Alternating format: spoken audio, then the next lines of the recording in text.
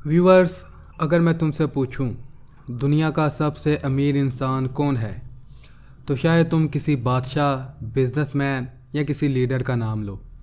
लेकिन अगर मैं पूछूं सबसे बड़ा इंसान कौन है तो जवाब होगा अब्दुल सत्तार ईदी। एक ऐसा शख्स जिसके पास कुछ नहीं था लेकिन जिसने लाखों ज़िंदगियां बचाई। ये कहानी है गुर्बत की, हिदमत की और खामोश अज़मत की। 28 फरवरी 1928 बेंतवा, गुजरात। एक गरीब ख़ानदान, एक सादा सा घर। एक बच्चा पैदा होता है, नाम रखा जाता है अब्दुल सत्तार। कोई नहीं जानता था कि ये बच्चा आगे चलकर एम्बुलेंस का बाप और यतीमों का सहारा बनेगा, उनकी माँ बनेगा। उनकी तरबियत में सबसे बड़ा असर उनकी वालदा का था। वो बीमार लोगों की खिदमत करती थी और कहती थी, बेटा, इंसान की पहचान उसका दिल होता है। ये अल्फाज ईदी साहब के दिल में उतर गए। ईदी साहब की बाकायदा तालीम बहुत महदूद थी। सिर्फ प्राइमरी लेवल तक उन्होंने तालीम हासिल की थी, लेकिन जो चीज़ स्कूल नहीं सिखा सकता वो ज़िंदगी ने सिखा दिया। उन्होंने कहा, मैंने किताबें कम पढ़ी मगर इंसान को गौर से पढ़ा। यही वो सबक था जिसने उन्हें आम इंसान से बहुत ऊपर कर दिया। 1947 का दिन, तकसीम हिंद का वक़्त, खून, आंसू, बेघर लोग और ईदी साहब का ख़ानदान हिजरत करके पाकिस्तान के शहर कराची में आ गया।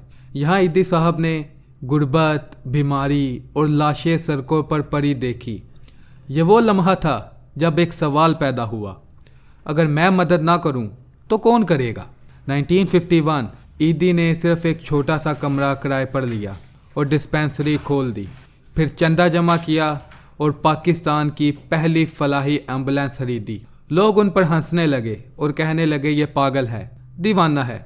लेकिन आज दुनिया का सबसे बड़ा एम्बुलेंस नेटवर्क ईदी फाउंडेशन चला रहा है। ईदी साहब का मशहूर कौल, मेरा मज़हब इंसानियत है और इंसानियत ही मेरा खुदा है।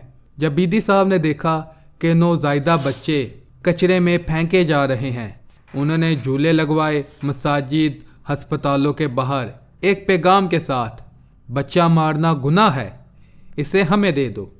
हज़ारों बच्चे यूँ ज़िंदा रहे। ये हिदमत नहीं थी बल्कि ये माँ बन जाना था। ईदी साहब ने 1965 में बल्कीस ईदी से शादी की। बल्कीस ईदी जो कि नर्स थी और ज़िंदगी भर ईदी साहब के साथ रही। कुछ रवायात के मुताबिक ईदी साहब की एक पहली शादी भी थी जो बहुत जल्द ख़त्म हो गई थी क्योंकि उनकी बीवी का वसाल हो गया था। उनके कुल 4 बच्चे हैं जिनमें बेटे बेटियां शामिल हैं।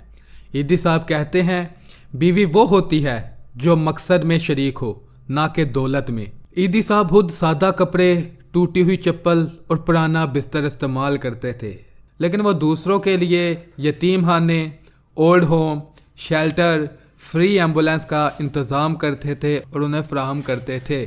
ईदी का मशहूर कौल है कि मैं अमीर नहीं होना चाहता, मैं काबिल एतमाद होना चाहता हूँ।